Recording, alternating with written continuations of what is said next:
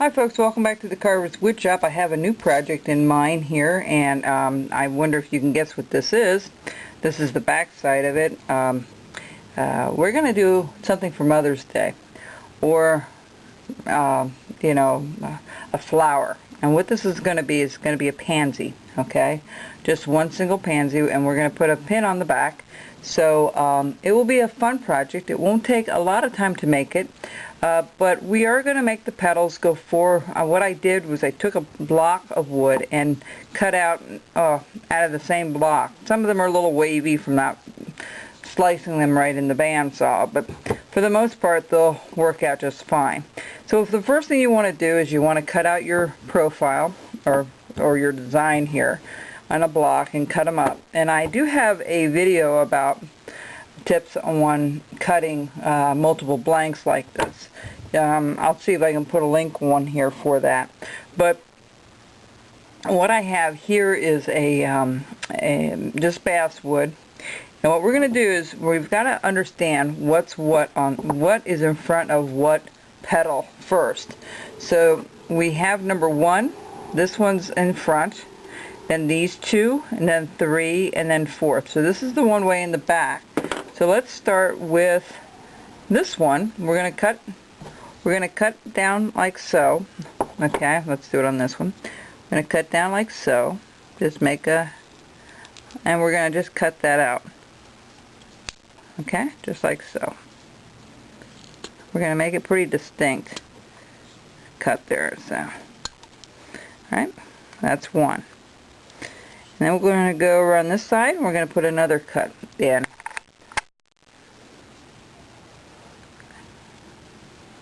Now this is really tiny. Make sure your glove and your carving glove and all is on, and your thumb guard.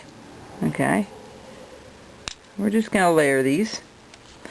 This can be a nice little beginner's project, but it's kind of small. I was going to make it smaller and do it like a grouping of them, but that will be in the pattern. I'll have something like that in the pattern for you if you decide to do 2 of them together, like one behind one another like that. Okay, so I have different sizes for you on that pattern if you're interested. See how we're starting to layer it? Now again, these petals don't have to be real thick, okay? But you'll see what I'll end up doing. If you want to use this kind of stuff, you can to take it out a little bit, or a little bit of a sweeping gouge would be fine. I'm going to try to do everything with a knife as much as possible. As you folks know, I enjoy doing it with a knife. So as you can see, we have 2 layers here. We're going to go a little deeper because we're going to start rounding things off and making things look a little different than what they are. So give it a little bit more depth to give it a little more of an illusion. Okay, so again, we don't have to do it too far down because those petals are really thin.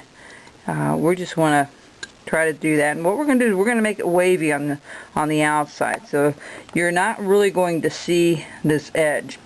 We're just not going to paint the front of it. You can if you want, but we're going to make it a little more fancier than that. We're going to put another one here.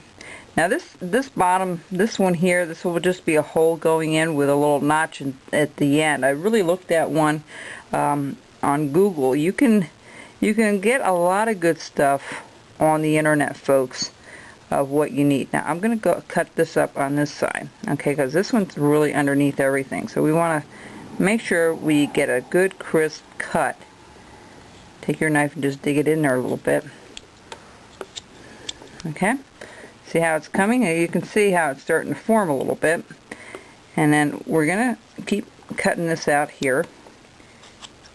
And these flowers have a tendency of, the petals have a tendency of, if you've ever seen one, they're very thin, and of course I'm going to taper it back, and I'm going to taper it forward.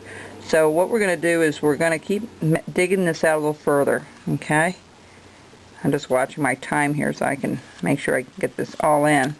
I'm going to take this one out a little deeper. And then we're going to taper it from the edges over. Now I'm going to do I believe I'm going to do the painting on here because I'm going to show you some tips on mixing, not so much mixing paints, but blending paints in. And you would use the same concept with doing birds, okay, or anything else you're trying to blend different colors in. Because I'll tell you, I looked at these pictures and there's a whole array of different different colors on this. We're going to make this yellow with the purple inside with a little orange center. So it will look really nice. And you can make it any way you want. I may make the second one since I have a bunch of them here. I got carried away with my chickadees. That's why I haven't been online a whole lot. I've been busy doing some of those for some of my friends and family, and for my mom I got one, and one of my aunts up in Canada got one, and I'll put a couple of those on eBay shortly. I'm debating to do something a little different with my blogs, and when I get to that point I will certainly let you folks know. Okay, now each one of these petals, if you look at a real picture of one, they're wavy. Okay, they're wavy this way. That's why we have the indentations that we do on the ends. We'll be right back, folks. When we get, I'm going to dig this a little deeper offline, and then we'll be right back.